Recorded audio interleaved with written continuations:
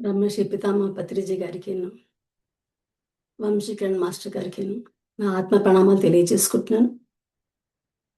అదేవిధంగా మీ అందరికీ కూడా నా ఆత్మ వందనాలు. ఆ పార్వతీ పరమేశ్వర్లకు ఈరోజు నేను ఆ పరమశివుడి గురించి చెప్పబోతున్నాను. వారి ఆశీర్వాదాలు తీసుకుంటున్నాను. ఓకే. ఓకే ఫ్రెండ్స్, ఈరోజు నేను మహాశివరాత్రి యొక్క విశిష్టతను చెప్పడానికి కోసం మీ ముందుకు వచ్చాను ఫ్రెండ్స్.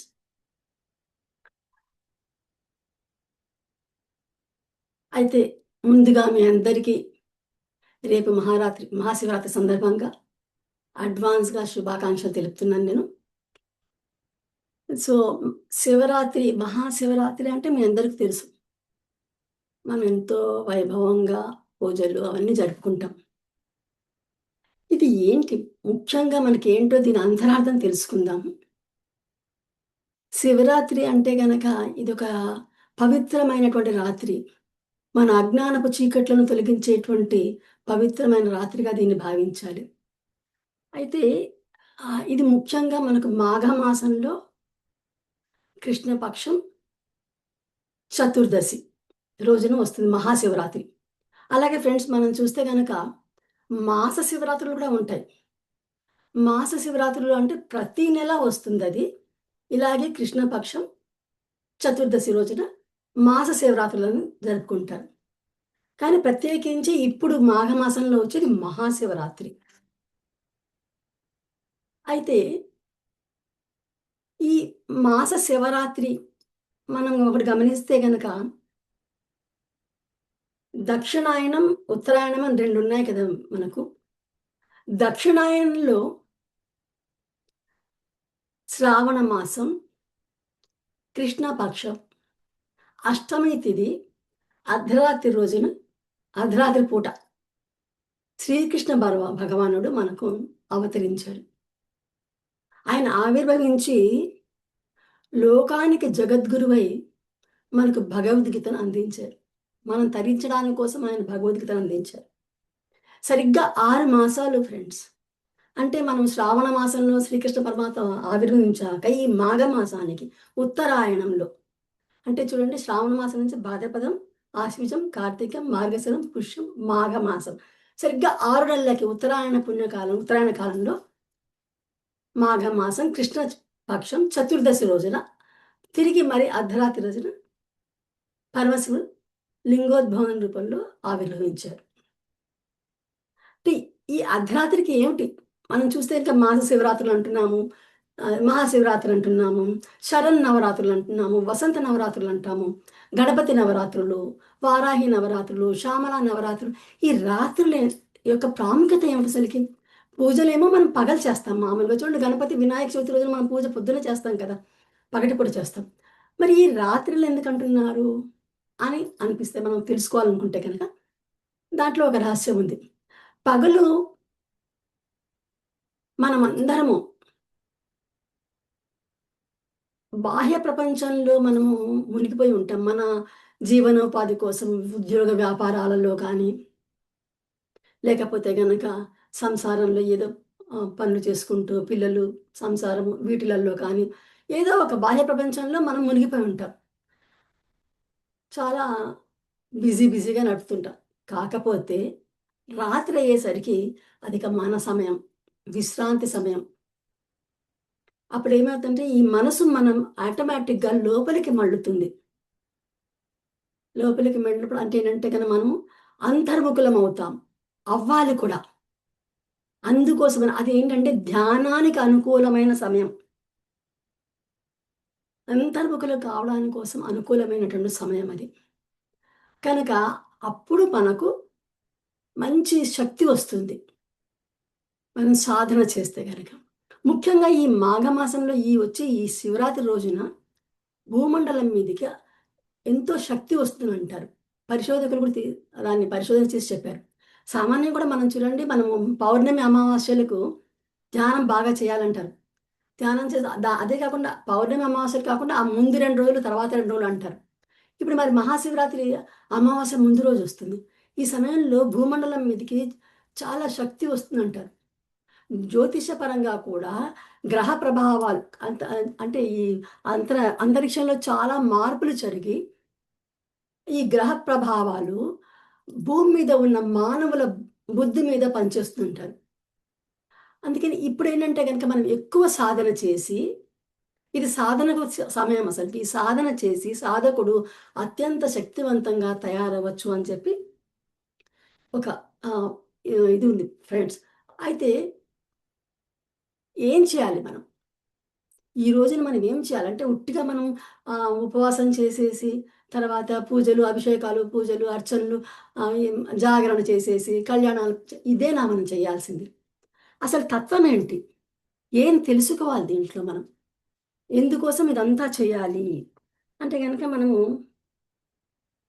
ముఖ్యంగా దీంట్లో మనం గమనిద్దాము. ఈయన తత్వాన్ని పట్టుకోవాలి ఇక్కడ మనం. శివరాత్రి రోజున శివతత్వం పట్టుకోవాలి. శివతత్వం అంటే ఏంటి? ఆయన నిరాకారుడు, నిర్గుణుడు, సర్వవ్యాపకుడు, దిగంబరుడు, అనంతుడు. ఆయన యొక్క కళ్యాణ గుణాలను శివుడంటే కళ్యాణకారకుడు.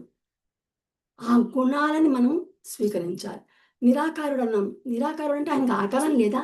నేను చెప్పాలంటే లింగం రూపంలో ఉన్నప్పుడు ఆకారం లేదని చెప్పాలి. మన కోసం ఆయన ఒక రూపు ధరించారు. పరమాత్మకు ఆయనకు మనకు ఒక చైతన్య రూపంలో ఉంటాడు అంటారు కదా నిరాకారంగా. కానీ మన కోసమని విష్ణువు కూడా శ్రీ మహావిష్ణువు కూడా ఒక ఆకారాన్ని స్వీకరించి భూమి మీదకి వచ్చారు. మన పూజలకి మనం ఎందుకంటే మానవాకారంలో ఉన్నాం గానీ మన మనుషుల రూపంలో ఉన్నాడు.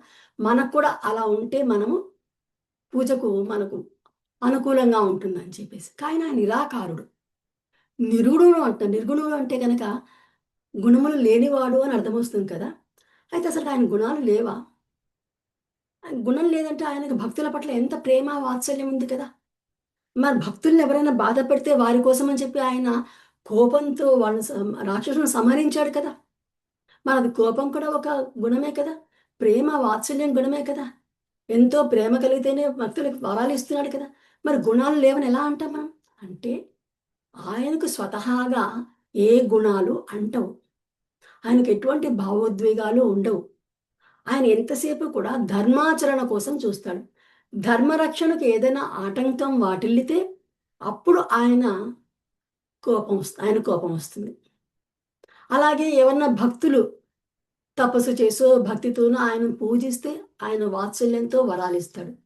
సో, సొంతంగా స్వతహాగా ఆయన ఈ భావోద్వేగాలకు అతీతుడు. ఈ కర్మలకి వాటికి ఆయన అతీతుడు. అవసరార్థం, ధర్మరక్షణార్థం ఆయన గుణాలను తెచ్చుకుంటాడు. అవన్నీ ఆయన నియంత్రణలో ఉంటాయి. అది సర్వవ్యాపకుడు ఇదందుకు మనకు తెలిసింది. ఎక్కడ ఇందుగలడు అందులేడని తెలుసు కదా మనకి. ఇకపోతే మనం ఇంకొకటి దిగంబరుడు అన్నారు ఆయన్ని. ఎందుకు దిగంబరుడు అంటే అర్థం ఏంటి? వస్త్రములు లేనివాడు అని అర్థం. అంటే ఆయనకి వస్త్రాలు లేవా నిజం చెప్పాలంటే? అయితే ఇక్కడ అర్థం ఏంటంటే దిక్కులే అంబరముగా కలిగిన వాడు అని. అంబరం అంటే వస్త్రములు. దిక్కులే వస్త్రములుగా కలిగిన వాడు. దిక్కులు ఎక్కడున్నాయి? విశ్వమంతా వ్యాపించి ఉన్నాయి దిక్కులు. విశ్వమంతా దిక్కులు వ్యాపించి ఉన్న ఆయనని అందుకే విశ్వనాథుడు అన్నారు. అలాగే మనం విష్ణు సహస్రనామం తీసుకున్నా కానీ మొట్టమొదటిగా మనకు విష్ణు వషట్కారు అని వస్తుంది. అంటే ఆ పరమాత్మ ఇక్కడ, అక్కడ అని కాదు అన్ని చోట్ల ఉన్నాడాయన. సో, ఆ తత్వాలను పట్టుకోవాలి. సర్వవ్యాపకత్వం ఉంది ఆయనలో. అది మనం గమనించాలి. ఇందులోనే ఉన్నాడు, అందులోనే ఉన్నాడు, ఒక విగ్రహంలోనే ఉన్నాడని కాకుండా ప్రతి చోట ఇక్కడ, అక్కడని కాకుండా ఎక్కడన్నా గాని ఆయనే ఉన్నాడు. ఒక గుడిలోనే లేడు ఆయన. మన గుండెల్లో కూడా ఉన్నాడాయన. అది మనం ఆయన తత్వాన్ని మనం పట్టుకోవాలి. అయితే ఆయన ఈరోజు మనం చేసే అంటే మహాశివరాత్రి రోజు మనం చేసే పూజలలోని అంతరార్థంలోకి వెళ్ళే ముందర చిన్నగా నేను ఈ శివరాత్రి ఎందుకొచ్చింది అని ఒక చిన్నగా నేను మరి ఎక్కువగా అంటే డీటెయిల్డ్‌గా వెళ్ళకుండా నేను షార్ట్‌గా చెప్తాను దాని కథ. అంటే ఒకసారి సృష్టికర్త బ్రహ్మ ఏం చేస్తాడంటే బ్రహ్మకు ఒక కోరిక కలుగుతుంది. తను సృష్టించాడు కదా! తన సృష్టి ఎలా ఉంది? ఈ సృష్టిని చూడాలి అని ఒక కోరిక కలుగుతుంది. వెంటనే ఏం చేశాడు? తన హంసవాహనంకి అన్ని లోకాలకు వెళ్ళాడు. లోకాలన్నీ తిరిగాడు. అది తృప్తిగానే ఉంది ఆయనకి. అన్ని తిరుగుతూ తిరుగుతూ ఈ వైకుంఠానికి వచ్చాడు. అక్కడ వైకుంఠంలో శేషపాను పైన శ్రీమన్నారాయణుడు చక్కగా పడుకొని ఉన్నాడు. మహాలక్ష్మి పాదాలుతూ ఉంటే గనక. అయితే చూడగానే ఆయనకెందుకో ఒక రకమైన అసూయ కలిగింది. అత్యంత మనోహరంగా, అందంగా అలంకరించుకొని చక్కగున్నాడు శ్రీ మహావిష్ణువు. ఒక రకమైన అసూయ కలిగింది. కోపం వచ్చింది. తనకు నమస్కరించలేదని ఒక అహంకారం బయలుదేరింది. చూడండి కాలమహిమ. నాకు నమస్కరించలేదు కోపం వస్తే శ్రీ మహావిష్ణువు అన్నట నేను నీకు నమస్కరించడం ఏమిటి? నువ్వు నా పుత్రుడివి. నా నాభి కమలం నుంచి నువ్వు ఆవిర్భవించావు. నేను నిన్ను మధుకైటపుల నుంచి రక్షించాను. పైపెచ్చు నీకు సృష్టి చేసేటువంటి ఆ శక్తిని నేను నీకిచ్చాను. నువ్వు నా పుత్రుడు. నువ్వు నాకు నమస్కరించాలి. నేను నీకు నమస్కరించడం అంటాడు. కాదు కాదు నువ్వే నాకు నమస్కరించాలి. చూడండి కాలమహిమ ఎలా వస్తుందో. సో, బ్రహ్మగారికి కూడా రజోగుణ సంపన్నులైపోయి కోపం వచ్చేసిందనమాట. అక్కడ వాదోపవాదాలు జరిగాయి. విచిత్రం. బ్రహ్మ, విష్ణువులకే వాదోపవాదాలు జరిగి అది చిలికి అది గాలివానలాగా యుద్ధానికి బయలుదేరింది. ఇద్దరికీ యుద్ధం మొదలైంది. ఇక బ్రహ్మ, విష్ణువులే యుద్ధం చేస్తే పరిస్థితి ఎలా ఉంటుంది? వారు వేసే అస్త్రాలకి, ఆ బాణాల ధాటికి లోకాలన్నీ దద్దరిల్లిపోయాయి. వెంటనే ఈ దేవతలందరూ కలిసి ఇంకా మిగిలింది శివుడే కదా! ఆయన దగ్గరికెళ్ళాడు. శివుడి దగ్గరికెళ్ళి మమ్మల్ని రక్షించు, లోకాలన్నీ దద్దరిల్లిపోతున్నాయి, వినాశనం అయిపోతుంది. నువ్వు రక్షించాలి ఎలాగన్నా అన్నాడు. సరే వెంటనే దేవతల కోరిక మేరకు పరమశివుడు అక్కడి నుంచి బయలుదేరి యుద్ధం జరుగుతున్న చోటికి వస్తాడనమాట. వచ్చి వాళ్ళిద్దరి మధ్యలో బ్రహ్మ, విష్ణువుల మధ్యలో ఒక పెద్ద జ్యోతిర్లింగ రూపంలో ఒక అగ్నిస్తంభంలాగా ఆది అంతం లేకుండా పెద్దగా ఒక అగ్నిస్తంభంలాగా జ్యోతిర్లింగంలాగా ఆవిర్భవిస్తాడాయన. అది చూసి వీరిద్దరూ కూడా ఆశ్చర్యపోతారు. బ్రహ్మ, విష్ణువులు ఏంటిది అనేసి. అప్పుడు ఆకాశవాణి పలుకుతుంది. మీ ఇద్దరిలో ఒకరు అంటే పాతాళంలో ఉన్న ఆది మొదలుని చూసిరండి శివలింగానికి. ఒకరు పైన చివరన ఉన్న ఆ శివలింగాన్ని చూసి ఎవరైతే ముందుగా ఈ ప్రాంతానికొస్తారో వారే గొప్ప, వారే గెలిచినట్టు అని అంటుందనమాట. ఆకాశవాణి పలుకుతుంది. సరే వెంటనే శ్రీ మహావిష్ణువు వరాహ రూపం దాల్చి పాతాళంలోకి వెళ్తాడు.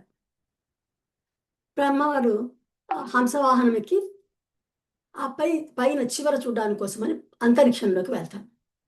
సరే ఇటు విష్ణువు కిందకెళ్తున్నారు, బ్రహ్మ పైకెళ్తున్నాడు. విష్ణువుకి ఎంత లోపలికెళ్తున్నా, పాతాళంలోకెళ్తున్నా, ఎంత లోపలికెళ్ళినా కానీ దాని ఆదనేది లేదు. ఆది అంతం లేకుండా ఉంది ఆ శివలింగం.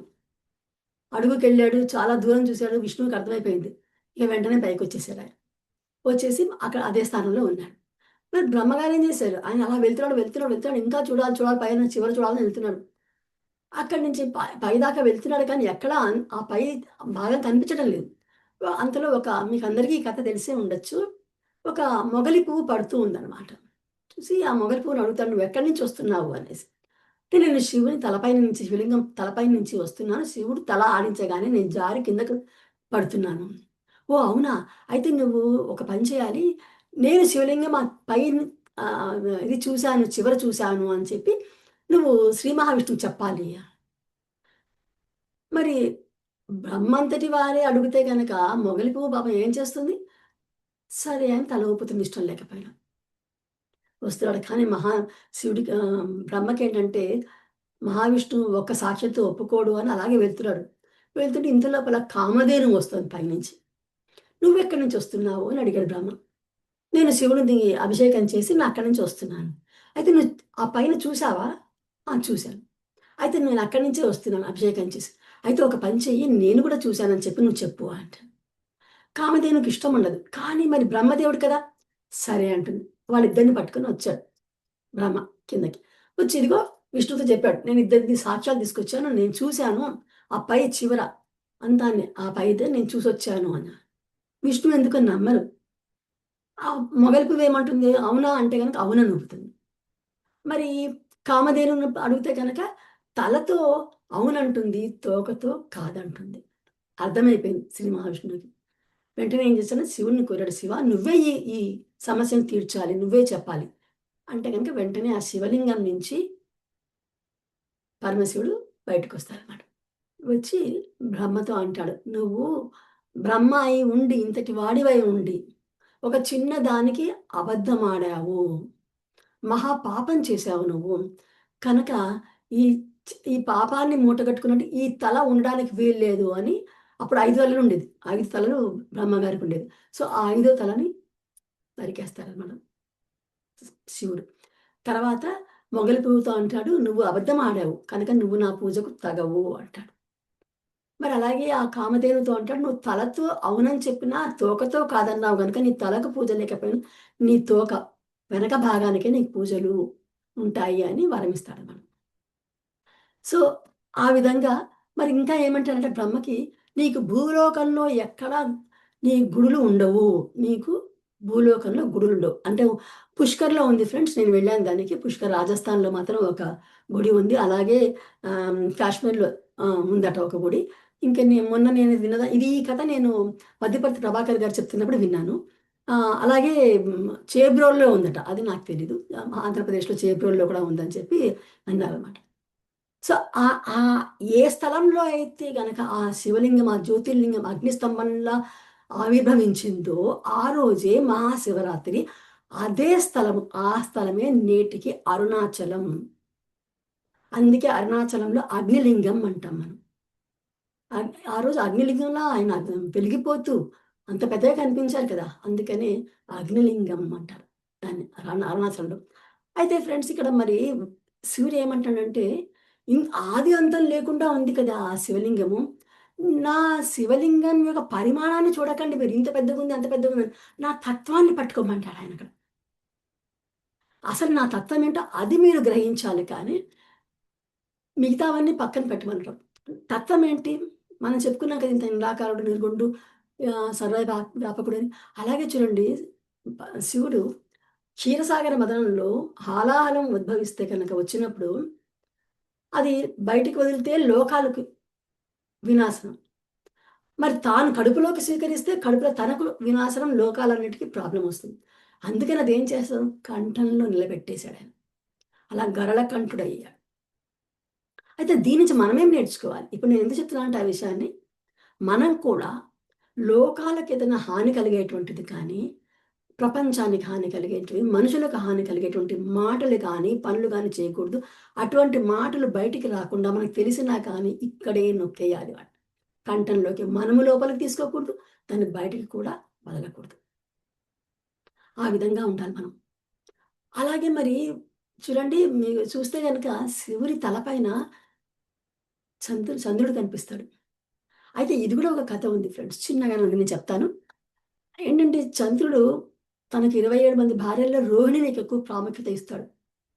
మిగతా అందరి భార్యల్ని పట్టించుకోకుండా రోహిణికి ఎక్కువ ప్రాముఖ్యత ఇస్తే, మిగతా భార్యలందరూ కూడా చంద్రుడు మమ్మల్ని చూడటం లేదు, సరిగ్గా పట్టించుకోవట్లేదు, రోహిణికే ఎక్కువ విలువనిస్తున్నాడు అని అన్నప్పుడు తండ్రి దగ్గరికెళ్ళి ఫిర్యాదు చేస్తారు దక్ష ప్రజాపతి. అప్పుడు దక్షుడికి కోపం వస్తుంది. వచ్చి చంద్రుడిని శపిస్తాడు. "నువ్వు క్షీణించిపోవుగాక" అని. అప్పుడు చంద్రుడు రోజు రోజు క్షీణించిపోవాలి కదా! అప్పుడు తన తప్పు తెలుసుకుంటాడు. అయ్యో! నేను ఇంత తప్పు చేశాను కదా! ఇంతమంది భార్యలు బాధపడుతున్నారు కదా! అప్పుడు ఘోరమైన తపస్సు శివుడు కూడా చేస్తాడు. ఘోర తపస్సు చేసినప్పుడు శివుడు ఆ తపస్సుకు మెచ్చి ప్రత్యక్షమవుతాడు. "ఏం వరం కావాలి కోరుకోమంటే, నాకిలాగా నన్ను శపించాడు దక్షుడు. నాకు ఆ శాప విమోచన కలిగించు" అంటాడు. అలా శాప విమోచనం కుదరదు కానీ, దానికొక చిన్నగా నేను వెసులుబాటు కలిగిస్తాను. ఏంటంటే గనక 15 రోజులు నువ్వు క్షీణిస్తావు, 15 రోజులు నువ్వు వృద్ధిలోకొస్తావు అంటాడు. చంద్రుడు శివుడితో మొరపెట్టుకున్నప్పుడు చాలా బాధపడతాడు. పశ్చాత్తాపపడతాడు. నేను తప్పు చేశాను. నా తప్పుని క్షమించు. నేను పశ్చాత్తాపపడుతున్నాను. ఇక మీదట ఎప్పుడు నేను చేయను. మనం చేసుకుంటాం కరివేపాకంలో. అలాగే శివుడితో మొరపెట్టుకుంటాడు. పరివర్తనతో ఉంటాను. నేనెప్పుడు ఇంకిలాంటి చేయనంటాడు. చూడండి, ప్రపంచమంతా నిరసిస్తుంది. లోకాలన్నీ నిరసిస్తాయి. దేవతలందరూ తిడతారు చంద్రుడిని. భార్యలందరూ కోపంగా ఉన్నారు. దక్ష ప్రజాపతి కోపంగా ఉన్నాడు. కానీ శివుడు నమ్ముతాడు చంద్రుడి యొక్క పశ్చాత్తాపాన్ని. దాన్ని చూసి అతను వాత్సల్యంతో ఆ చంద్రుడిని తన తల మీద పెట్టుకున్నాడు. ఒక అవకాశం ఇచ్చాడు మారడానికి. క్షమించాడు. అంటే మనం ఏం నేర్చుకోవాలి ఇక్కడి నుంచి? మనలో కూడా క్షమాగుణం, ఎవరైనా తప్పు చేశాం క్షమించు అంటే వెంటనే మనం క్షమించడానికి సిద్ధంగా ఉండాలి. క్షమాగుణం అలవాటు చేసుకోవాలి. క్షమ అడగడము, క్షమ ఇవ్వడము 2 కూడా గొప్ప గుణాలు. లేదా మనం క్షమించలేదనుకోండి, ఎవరైనా తప్పు చేశారనుకోండి, వాళ్ళ పట్ల ఉక్రోషంతో, క్రోధంతో మనం ఉన్నామంటే, ఆ బాధ మన జీవితాంతం మోయాల్సొస్తుంది. ఎప్పుడైతే మనం క్షమిస్తామో, మన హృదయం తేలికైపోతుంది. కనుక ఆ క్షమా హృదయం మనం శివుడిని చూసి తెలుసుకోవాలి. వెంటనే క్షమించేశాడు. అయితే ఈ చంద్రుడు ఎక్కడైతే తపస్సు చేశాడో, దాన్నే సోమనాథ్, సోమనాథ్ మందిరం ఉంది కదా! గుజరాత్‌లో. సోముడు అంటే చంద్రుడు కదా! అది అదే స్థలం అంటారు ఫ్రెండ్స్. అంటే ఒకటి అరుణాచలం వచ్చింది. ఒకటి సోమనాథ్ గుజరాత్‌లో ఉంది. ఆ గుడి అన్నమాట. అంటే అటువంటి ఆ తత్వాలు ఆయన దగ్గర ఉన్న ఆ గుణాలను మనం పట్టుకోవాలి. సరే ఇప్పుడు మనము మహాశివరాత్రి రోజు జ్యోతిర్లింగ రూపంలో మహాశివుడు ఆవిర్భవించాడు లింగ రూపంలో అని తెలుసుకున్నాం. అయితే ఆ రోజు మనం చేస్తున్న ఏంటంటే పూజలు ఏం చేస్తాం కదా! మనము పూజా కార్యక్రమాలు వాటి గురించి కొంచెం కొంచెంగా తెలుసుకుందాము. ఆ రోజు మనం ఏమేం చేస్తాం మామూలుగా పొద్దున్నే లేస్తాము. మనం తలస్నానం చేసి ఉపవాసం ముఖ్యంగా కదా! తర్వాత అభిషేకాలు చేస్తారు. అర్చనలు చేస్తారు. జపం చేస్తారు. జాగరణలు చేస్తారు. శివపార్వతుల కళ్యాణం చేస్తారు. అయితే ముఖ్యంగా మనం ఇప్పుడు అంటే ఇవన్నీ కూడా ఏంటంటే, ఈ శివరాత్రి రోజున మనం మనకు తెలుసుకున్నాం. రాత్రి అంటే చీకటి కదా! ఇది చీకటి అంటే ఏంటి? శివుడు అంటే జ్ఞాని. ఇందాక మనం చూసాం దక్షిణామూర్తి రూపంలో మనం సార్ చెప్తున్నట్టు అఫర్మేషన్స్‌లో వాటిలో అన్నీ విన్నాం అసలకి. ఆయన జ్ఞాని, ఆది గురువు, యోగి, ఆది యోగి. ఆయన నుంచి మనం నేర్చుకొని ఆ జ్ఞానాన్ని పొందాలి మనమిక్కడ. ఈ అజ్ఞానం అనే ఈ చీకటి, ఈ రాత్రిలో అజ్ఞానందక చీకటిలో మనం జ్ఞాన జ్యోతిని వెలిగించాలి ఈ శివరాత్రి రోజున. ఉపవాసం అంటే ఏంటి? మనము ఆహారం లేకుండా ఉండడము కాదు. ఆహారం తీసుకోకుండా ఉండమని అనేది అర్థం కాదు. అంటే గనక దగ్గరగా, వాసం అంటే ఉండటం. ఎవరికి దగ్గరగా ఉండడం? ఆ పరమాత్మకు దగ్గరగా ఉండడము. ఆయనతో అనుసంధానమై ఉండడము. ఆ రోజంతా కూడా మనం మన ఇంద్రియాలను అదుపులో పెట్టుకోవడం. ఎందుకంటే, మనం ఇష్టం వచ్చినట్టుగా మామూలుగా మనకి మనకు జిహ్వ చాపల్యం కొద్దీ ఏదో ఒకటి తింటూ ఉంటాం కదా! ఆ ఇంద్రియాలని మనం అదుపులో పెట్టుకోవడం. భగవంతునితో అనుసంధానమే ఉండడం అన్నమాట అసలు.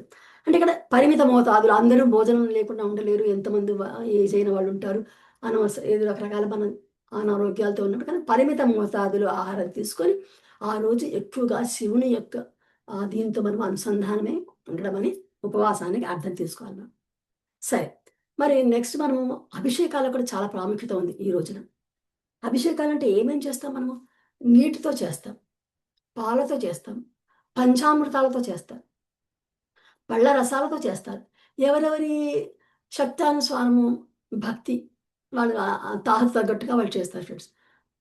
అయితే మనము శివుడికి ఆయనకి పంచామృతాలు, పళ్ళ రసాలు అవన్నీ అవసరం లేదు. శివుడంటే గనక అభిషేక ప్రియుడు. మీరు వినే ఉంటారిది. ఆయనకు ఇంత నీళ్లు గంగాజలం గాని, మామూలు నీళ్లు పోస్తే కూడా ఆయనకు తృప్తి చెందుతాడు. శివుడంటే అభిషేక ప్రియుడు. విష్ణువు అలంకార ప్రియుడు. చూడండి మనం కృష్ణుడిని చూస్తే మంచిగా నగలేసుకొని, పించం పెట్టుకొని, రకరకాల నగలు దండలేసుకొని, ఎంత చూడ్డానికి జిగేల్ జిగేలు అని ఉంటారు కదా! సో, విష్ణువు అలంకార ప్రియుడు. మరి సూర్యుడు నమస్కార ప్రియుడు. అందుకే సూర్య నమస్కారాలేస్తారు. శివుడు అభిషేక ప్రియుడు, విష్ణువు అలంకార ప్రియుడు, సూర్యుడు నమస్కార ప్రియుడు అంటారు. ఆయన కొద్దిగా నీళ్లు పోసినా శివుడు సంతోషిస్తాడు. అయితే ఈ నీటికి ఈ జలంతో మనం అభిషేకం చేయడానికి అర్థం ఏంటి? ఆయన తల మీదనే గంగమ్మ ఉంది. మరి ఆయనకి చేయడం ఎందుకంటే, ఆ నీటితో ఆయనకు అభిషేకం చేస్తూ మనలోని మాలిన్యాలను మనం కడిగేసుకుంటున్నాము అనే ఒక భావన మనకు రావాలి. అంటే ఇవన్నీ బాహ్యంగా చేసేటువంటి ప్రక్రియలు చూడ్డానికి. కానీ ఇవన్నీ అంతర్గతంగా మనకు ఆ భావనలు అవన్నీ కావాలి. భావాల ప్రతీకలవి. మరి ఇక్కడ మనం నీరు అంటే శుభ్రపరుస్తుందది. మాలిన్యాలను శుభ్రం చేస్తోందది. మరి పాలతో చేస్తారు కదా! పాలంటే పవిత్రతకు సంకేతం. పంచామృతం తీసుకోండి. పాలంటే పవిత్రతకు సంకేతం. పెరుగు అంటే సమృద్ధి, సంతానానికి సంకేతమట. నెయ్యి అంటే జ్ఞానానికి, విజయానికి సంకేతం. తేనె వేస్తారు పంచామృతం. తేనె ఎలా ఉంటుంది? మధురంగా ఉంటుంది, తీయగా ఉంటుంది. అంటే మన నోటి మాటలు కూడా అలా తీయగా మధురంగా పలకాలి అని ఒక భావన దానికి. మరి పంచదార కానీ, బెల్లం కానీ, పూర్వకాలం బెల్లం వేసేవాటి, ఇప్పుడు అంతా పంచదార వేస్తున్నారు, చక్కెర వేస్తున్నారు. సో అదేంటి? ఆనందం. అంటే ఏంటంటే ఆనందం అంటే మనం చూడండి, మనం పండగొచ్చినా, ఒక ఏదైనా పబ్బం ఉన్నా, ఏదైనా ఫంక్షన్ అయినా, మన శుభకార్యాలు ఏవి ఉన్నా కానీ ఫస్ట్ స్వీట్‌కి ఇంపార్టెన్స్ ఇస్తాం కదా మనం. స్వీట్ చేస్తారు షుగర్‌తో. అంటే ఈ పంచామృతం ఇవన్నీ ఆయనకు అభిషేకం చేస్తాం.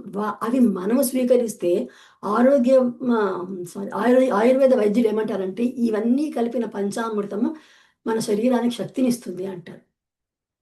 అలాగే రకరకాల పళ్ళతోను చేస్తాం.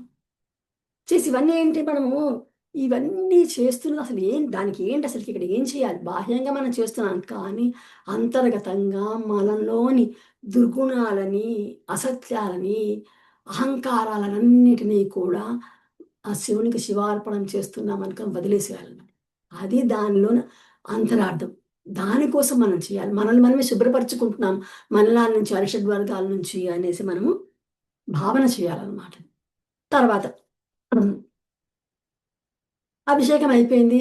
మన శివలింగం ఉందనుకోండి, అభిషేకం చేసాము. చక్కగా శుభ్రంగా చేసి, అలంకారం చేసి, పూజ చేస్తాము. అర్చన చేస్తాం. అర్చనలు రకరకాల పుష్పాలతో చేస్తాం కదా! సరే, పుష్పాలలో శివారాధనలో అత్యంత ముఖ్యమైనది బిల్వార్చన. బిల్వ దళాలతో అర్చన చేస్తాం. బిల్వ దళాలంటే బిల్వ అంటే మీకు తెలుసు, మారేడు ఆకులు. మారేడు ఆకులు అత్యంత శక్తివంతమైనటువంటి, పవిత్రమైనటువంటిదిగా భావిస్తారు.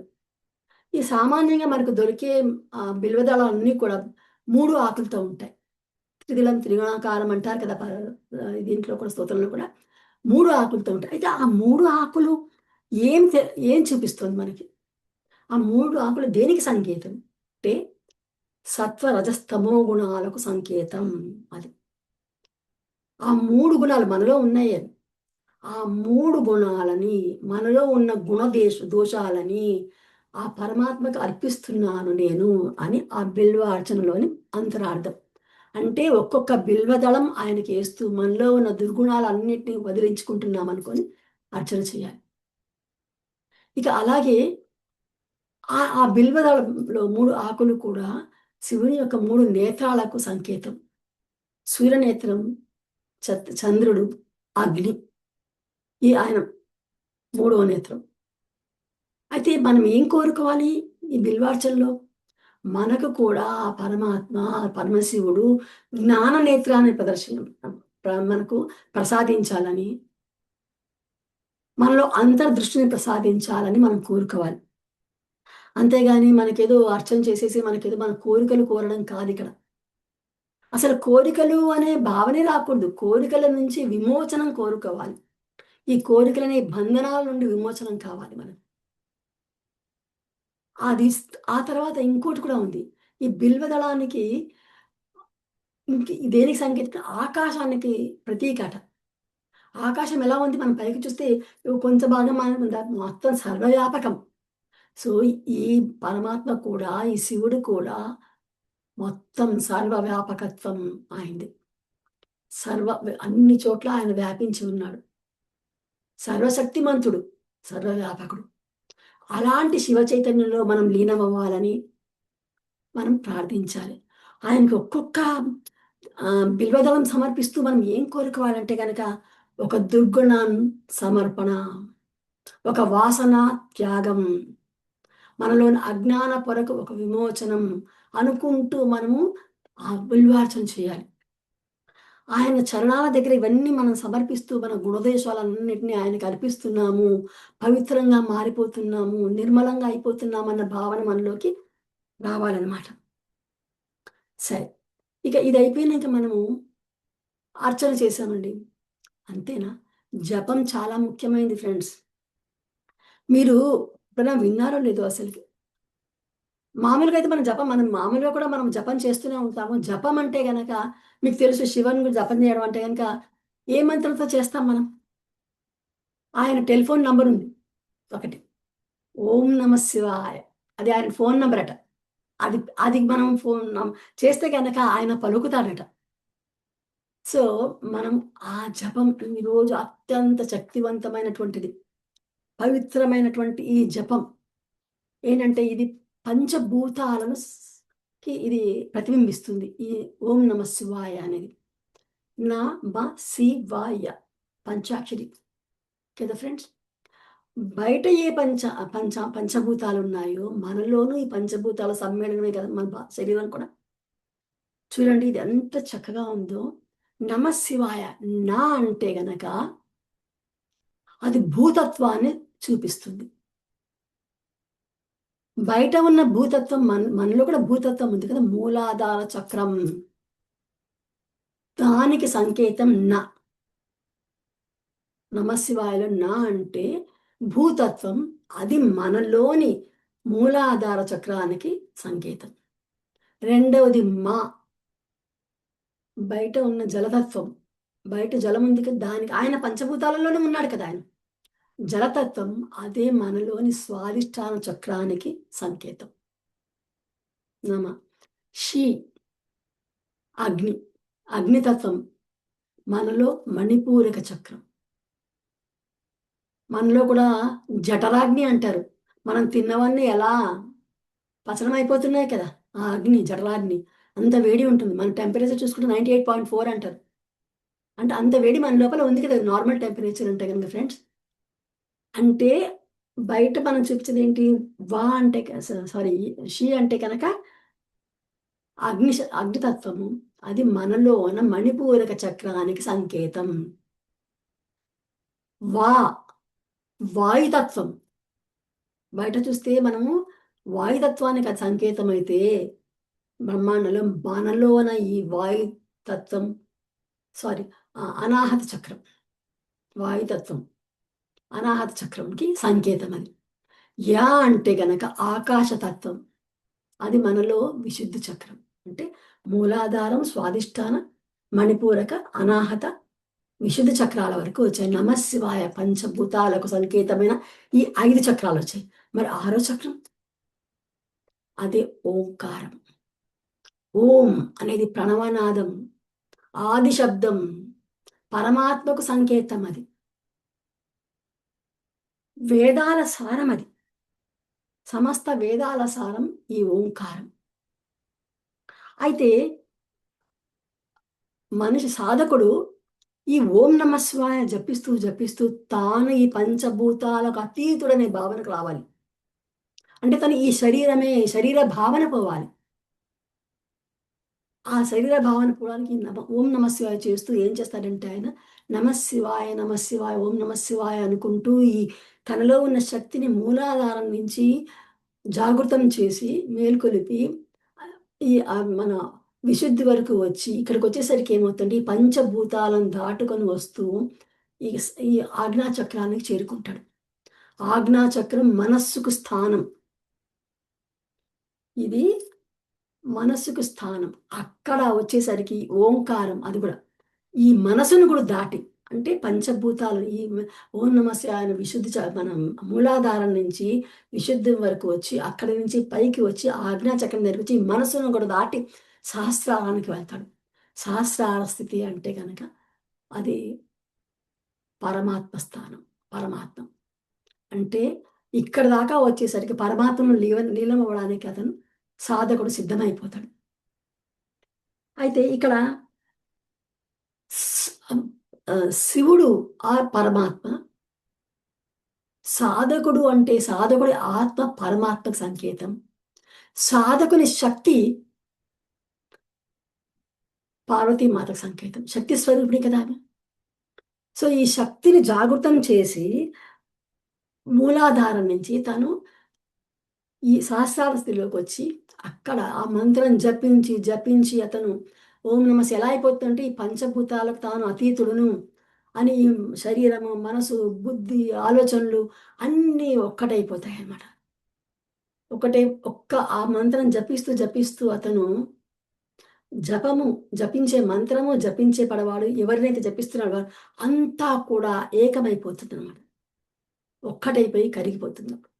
అదే ఇంకా ఆ చైతన్యంలో ఆ శివ చైతన్యంలో లీనమయ్యేటువంటి స్థితి. అక్కడికొచ్చేసరికి ఏమవుతుందంటే అది ఆ స్థితిలో జపించి, జపించి ఒక మౌనానికొచ్చేస్తాడు. ఒక తురీయ స్థితిలోకి వస్తాడు. అంటే అక్కడ మొత్తం నిశ్చల స్థితి. మౌనం ఇందాక మనం చూసాం. మనం దక్షిణామూర్తి ధ్యానంలో మనం గమనించాం మౌన స్థితిలో ఉన్నారు అని. సో, ఈ మౌన స్థితిలోకొచ్చేసరికి ఇక్కడేమవుతుందంటే, సాధకుడేమో శక్తి కదా! అంటే మన శక్తి అమ్మవారి స్వరూపం అనుకున్నాం కదా! ఆ సాధకుడు శక్తిని మేల్కొల్పి శివుడిలో కలిసిపోతాడు. అదే ఆత్మ పరమాత్మల కలయిక. అయితే ఈ జపం ఏంటంటే మనము ఆహ్, ఏదో కోరికలు కోరడాని కోసం చేస్తాం మనం. దీనిలో అంతరార్థం తెలుసుకోలేం. చాలామంది సాధకులు చేస్తుంటారు జపాలు. తీవ్రంగా సాధన చేసి వాళ్ళు ఎన్నో సిద్ధులు పొంది ఉంటారు. కానీ మనం సిద్ధులు వాటన్నిటికి అతీతంగా వెళ్ళిపోవాలని కదా మనం. అయితే ఇది కోరికల కోసం కాదు. కోరికలు, ఈ బంధనాల నుంచి విముక్తి పొందడాని కోసం ఉపయోగించాల్సినటువంటి మంత్రం ఇది. ఓం నమః శివాయ అనే మంత్రం విముక్తిని ప్రసాదించగలదు.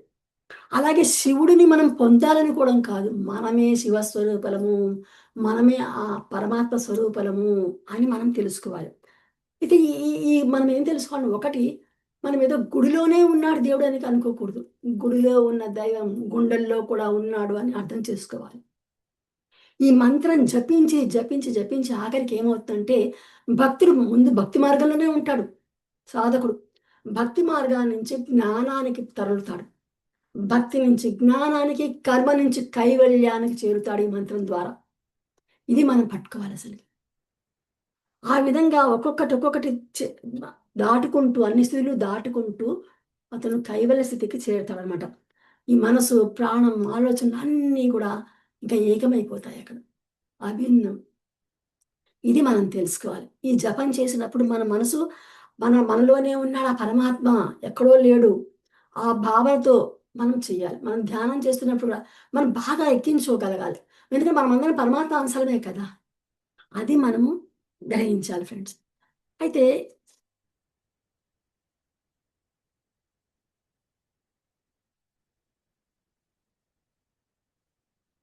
ఇక జపం చేసేటప్పుడు ఫ్రెండ్స్ ఇంకోటి మనకు మామూలుగా అయితే ఈ భక్తితో మనము అర్చనలు చేస్తాం, అన్నీ చేస్తాం కదా! ఇక ఉపవాసాలతో పాటు జపాలు, పూజలు అన్నీ చేసి జాగరణ కూడా చేస్తాం కదా! జాగరణ. దేనితో దేని వల్ల అంటే జాగరణ అంటే మనకేం అర్థమవుతుంది? నిద్రపోకుండా ఉండడము. కదా ఫ్రెండ్స్? కాదు. నిద్రపోకుండా ఉండమంటే మామూలుగా ఏంటంటే ఏ సినిమా టీవీ చూస్తూనో, ఏ సినిమా చూస్తూనో, ఏ కార్డ్స్ ఆడుకుంటూనో ఏదో రకంగా నిద్రపోకుండా ఈ వీకెండ్స్ వస్తే పిల్లలు చాలా ఇలా గడుపుతారు. కానీ అది కాదు కావాల్సింది. ఇక్కడ ఇంకొక అర్థం తీసుకోవచ్చు. మేల్కొని ఉండడం. 2 ఒకటే కదా అనొచ్చేమో.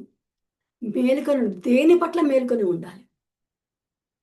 దేని పట్ల మనం జాగరూకులమై ఉండాలి. దేని పట్ల మనం జాగృతమై ఉండాలి. అంటే మనలో ఉన్న అరిషడ్ వర్గాల పట్ల మనము జాగరూకులమై ఉండాలి.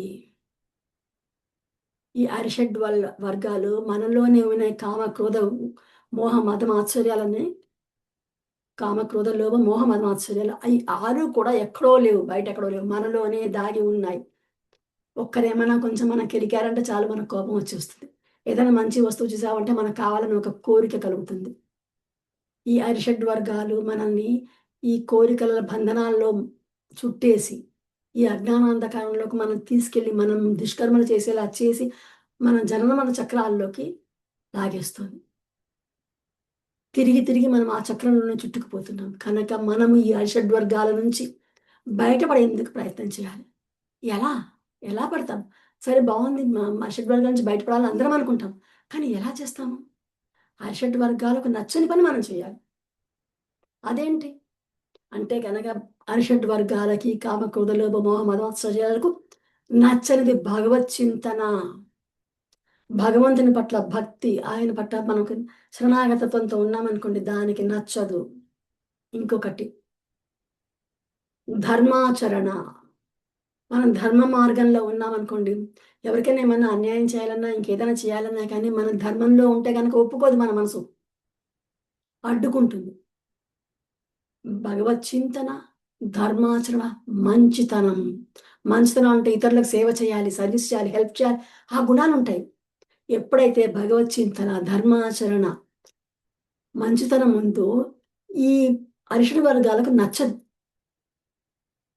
కనుక అది మెల్లమెల్లగా, మెల్లమెల్లగా అణగారిపోతూ ఉంటుంది.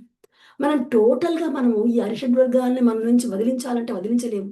దానిని మనం మన నియంత్రణలోకి తెచ్చుకోవాలి. మనల్ని మనం అదుపులో పెట్టుకోగలగాలి దాన్ని. ఆ భావోద్వేగాలను అదుపులో ఉంచుకోవాలి. అయితే ఇక్కడ నేను ఆహ్, చాగంటి కోటేశ్వరరావు గారు ఇది చెప్తూ ఒక చిన్న ఎగ్జాంపుల్ ఇచ్చారు. ఆ ఎగ్జాంపుల్ మీతో పంచుకోవాలనుకుంటున్నాను. ఏంటంటే ఉదాహరణకు ఒక జలగ ఉందనుకోండి ఫ్రెండ్స్. జలగ మనల్ని పట్టుకుంది. పట్టుకుంటే వదులుతుందా? హుహు. నువ్వు లాగినా కానీ అది ఇంకా సాగుతుంది తప్ప విడవదు మనల్ని. జలగ పట్టిందంటే రక్తం పీల్చేస్తుంది. ఈ అరిషడ్ వర్గాలు కూడా అంతే. మనం పట్టుకుని మన దానికి లోబడిపోయామంటే మనల్ని పీల్చేస్తుంది. అప్పుల పాలు చేస్తుంది. దుష్కర్మల పాలు చేస్తుంది. జననమరణ చక్రంలో చిక్కుకునేలా చేస్తుంది. ఈ జలగలాగే అది చేస్తుంది. అయితే మరి మనం ఎలాగైతే అరిషడ్ వర్గాలకి విరుగుడుగా మనము అనుకున్నాం కదా! అలాగ దీనికి కూడా ఏంటి అసలు జలగకి దానికి నచ్చనిది ఒకటుందట. ముగ్గు పిండట. ముగ్గు. నాకు తెలీదు. వారి ప్రవచనంలో విన్నానిది.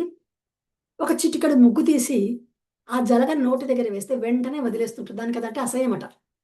వెంటనే వదిలేస్తుంటది.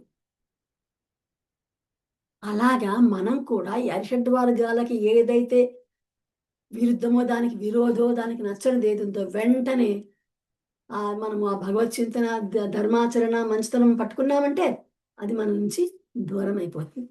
ఆ విధంగా మనం ఏం చేయాలంటే గనక ఈ భగవంతునితో అనుసంధానమై, అరిషడ్ వర్గాలకు దూరమై, మనం మన ఫ్రీక్వెన్సీని పెంచుకుంటూ ఆ భగవంతుని చైతన్యంలో లీనమవ్వడానికి ప్రయత్నం చేయాలి. ప్రతి క్షణము అప్రమత్తంగా ఉండాలి. ఓకే. సో, ఎప్పుడు కూడా మనము ఈ ఈ ఈ రోజు రాత్రి మహాశివరాత్రి రోజున మనము మనసుతో కాదు, ఆత్మతో అనుసంధానమై ఉండాలి. ఆత్మతో మేలుకోవాలి అని శాస్త్రాలు చెప్తున్నాయన్నమాట ఇక్కడ. సరే, మనము చూసాం కదా! అంటే రాత్రంటే నిశ్శబ్దానికి సంకేతం, ముఖతకు అనుకూలమైన సమయం, ధ్యానానికి అనుకూలమైన సమయం. కనుక ఈరోజు రాత్రి అంటే మహాశివరాత్రి రోజు రాత్రి జాగరణ చేస్తూ, ఆ మహాశివునితో, ఆ పరమాత్మతో అనుసంధానమవుతూ, ఆత్మతో మనం అనుసంధానమవుతూ, అంతర్ముఖులమై మనలో ఉన్న దుర్గుణాలను ఏవేవి ఉన్నాయో వాటిని పట్టుకొని వాటినన్నీ వదిలించుకునే ప్రయత్నం మనం చేయాలి. Okay friends. ఆఖరిగా మనము ఇప్పటిదాకా మనం ఉపవాసం గురించి చెప్పుకున్నాం. అభిషేకం గురించి మాట్లాడుకున్నాం. తర్వాత అర్చన గురించి అనుకున్నాం. జపం గురించి అనుకున్నాం కదా! ఇక మనం లాస్ట్‌లో ఒకటి కళ్యాణం గురించి చెప్పుకుందాం. శివపార్వతుల కళ్యాణం కూడా చాలా వైభవంగా జరుగుతుంది కదా ఈరోజు. అయితే ఈ కళ్యాణం ఏంటి? దీనికి కూడా ఆహ్, చాలా లోతైన ఆధ్యాత్మిక అర్థం ఉంది ఫ్రెండ్స్. అంటే ఆహ్, శివుడేమో చైతన్య స్వరూపుడు. మరి పార్వతీమాత ప్రకృతి స్వరూపం. అయితే శక్తి స్వరూపిణి ఆమె. సృష్టికర్త లేదా పరమాత్మ శివుడైతే, ప్రకృతి స్వరూపం పార్వతీమాత. అయితే ఈ 2 వేరు వేరుగా కాదు. ఎప్పుడైతే ఈ 2 పరస్పరం కలుస్తాయో సృష్టి సంపూర్ణతను చేకూరుతుంది. సంపూర్ణత సంతరించుకుంటుంది. అయితే శివుడేమో సాధకుని ఆత్మకు ప్రతీక, పార్వతీమాతేమో శివుని యొక్క సాధకుని యొక్క శక్తికి ప్రతీక. ఇందాక చెప్పుకున్నాం మనం. ఈరోజు రాత్రి మనం ఏం చేయాలంటే గనక, ఆ పార్వతి మన అంటే శక్తిని, ఆ కుండలిని శక్తిని జాగృతం చేసి మనం ఇంతకు ముందు చెప్పుకున్నట్టుగా పంచభూతాలకు దాటి మనము ఎప్పుడైతే శివ చైతన్యంలో కలుస్తామో, సహస్రార స్థితికొచ్చి ఆ చైతన్యంలో కలుస్తామో, అదే శివపార్వతుల కళ్యాణం. ఈ శివపార్వతుల కళ్యాణం బయట జరిగే ప్రక్రియ కాదు. ఏదో గుడిలో మనం ఏదో చేసేటువంటి ఒక కళ్యాణ వేడుక కాదు. మన రంగంలో జరగాల్సిన యోగ ప్రక్రియ. ఈ యోగం ద్వారా ఏంటంటే గనక ఈ కళ్యాణము అంతరంగంలో ఒక ముఖ్యమైనదిగా భావించాలి దీన్ని. ఎందుకంటే సాధకుడు కావాల్సింది అదే కదా, సహస్రార స్థితికి వెళ్ళాలి, ఈ జన్మల చక్రం నుంచి తప్పించుకోవాలి, ఇదే కదా మనకు కావాల్సింది. మరి శివుడు చూడండి ఫ్రెండ్స్, శివుడేమో వైరాగ్య స్వరూపుడు కదా, ఆయనకి ఏది పట్టదు. ఒక పులి చర్మం వేసుకుంటాడు, రుద్రాక్షలు వేసుకుంటాడు, పాములు ఉంటాయి, ఆయనకి ఏమీ అవసరం, జడలు కట్టిపోయి ఉంటాయి, ఏది అక్కల వైరాగ్యం, ఎప్పుడు ధ్యానస్థితిలో ఉంటాడు. మరి పార్వతీమాత, జగన్మాత గృహస్థ ఆశ్రమానికి ప్రతీక ఆవిడ కదా, మనల్ని అందరినీ కన్న తెల్లాగా చూసుకుంటున్న జగన్మాత, అందుకే కదా జగన్మాత అన్నారు. మరి ఈ రెండు, వైరాగ్యము, గృహస్థాశ్రమము, రెండు పరస్పర విరుద్ధాలు కావు. ఇవి రెండు ఉన్నప్పుడే జీవితం అత్యంత మధురంగా ఉంటుంది. అందుకే పత్రిజీ ఏమన్నారంటే సంసారంలోనే నిర్వాణం అన్నారు కదా ఫ్రెండ్స్. అంటే ఈ శివతత్వాన్ని మనం ఆశ్రయించి జీవిస్తే మనం కూడా, మన జీవితం కూడా అత్యంత మధురంగా ఒక శివ చైతన్యం లీనమైపోయి ఎంతో ఆనందంతో, పరమానందంతో, బ్రహ్మానందంతో మనం ఉండగలం అని తెలుస్తుంది. సో ఇక లాస్ట్గా నేను ఫ్రెండ్స్ ఇంకా కంక్లూడ్ చేసే ముందర చివరిగా ఒక్కసారి నేను వీటి గురించి చెప్పాలనుకుంటున్నాను. ఉపవాసం అంటే మనము ఆహారం తినకుండా, తీసుకోకుండా, భోజనం లేకుండా ఏదో కడుపు మార్చుకుని ఉండాలని కాదు ఫ్రెండ్స్. భగవంతునికి, పరమాత్మకు దగ్గరగా వాసం ఉండడం, పరమాత్మతో అనుసంధానమే ఉండడం, పరిమిత మోతాదులో ఆహారం తీసుకోవడం, ఉండగలిగితే పూర్తిగా ఉండొచ్చు. అంటే ఇక్కడ శివరాత్రి అంటే ఇవన్నీ కూడా ఒక ఆచారంగా, ఒక బాహ్యంగా జరిగేటువంటి ఒక తంతులాగా మిగిలిపోకూడదు. ఈ ఈ ప్రక్రియలన్నీ కూడా మన అంతరంగంలో ఒక మహా పరివర్తనకు దారితీయాలి. అంటే మనము ఆహ్, ఈ శివరాత్రి రోజు ఏం చేస్తామంటే ఉపవాసం అనేసి ఆహారం మానేయకుండా మనం ఇంకొక విధంగా చూసుకోవాలి. మన అహంకారాన్ని, దుర్గుణాలను వదిలిపెడదాం. అంటే ఈ ఆహారం వదిలిపెట్టడం కాదు. ఆహారం మీకు కావాలంటే అనారోగ్యంతో ఉంటేనో, లేకపోతే ఇంకేదైనా కావాలంటే పరిమితమైన మోతాదులో తీసుకోండి. ఎందుకంటే ఎక్కువ తింటే మనకు నిద్రొస్తుంది సహజమని. కనుక ఇక్కడ ఏం వదిలేద్దాం? ఆహారం కాదు, అహంకారాన్ని వదిలేద్దాం. మన దుర్గుణాలను వదిలేద్దాం. అరిషడ్ వర్గాలను వదిలేద్దాం. ఇది మనం నేర్చుకోవాలి. ఇక జాగరణ అంటే జాగృతమై ఉండాలి. మేల్కొని ఉండాలి. దేని పట్ల? మన అరిషడ్ వర్గాల పట్ల. మనలో ఉన్న మాలిన్యాల పట్ల. వాటి పట్ల మనము జాగృతమై ఉండాలి. ఎప్పుడు జీవితాంతం అది. ప్రతి క్షణం, అనుక్షణం వాటి పట్ల మనము జాగ్రత్త వహించి ఉండాలి. మరి శివపార్వతుల కళ్యాణం అంటున్నాం కదా! అంటే ఈ కళ్యాణం దేవాలయాల్లో జరిగేటువంటి ఉత్సవం కాదు. ఇది మనలో చైతన్యం, మన హృదయంలో చైతన్యం మరియు శక్తి యొక్క కలయిక, ఆత్మ కళ్యాణంగా దీన్ని భావించాలి. ఆఖరిగా ఫ్రెండ్స్ నేను ఒక 2 మాటలు చెప్పి ముగిచ్చేస్తాను. ఇది మనము ఈ శివరాత్రి రోజున మనము ఏదో శివుడి ముందు నిలబడి మన కోరికలు కోరడం కాదు. మన బంధనాల నుంచి విముక్తిని కోరాలి. ఈ ఈ సమస్త ఈ జనన మరణ చక్రం నుంచి విముక్తిని కోరాలి. అలాగే మనము సమస్యలకేదో మన పరిష్కారం చూపించమని అడగొద్దు. సత్య దర్శనం కావాలని కోరుకోవాలి.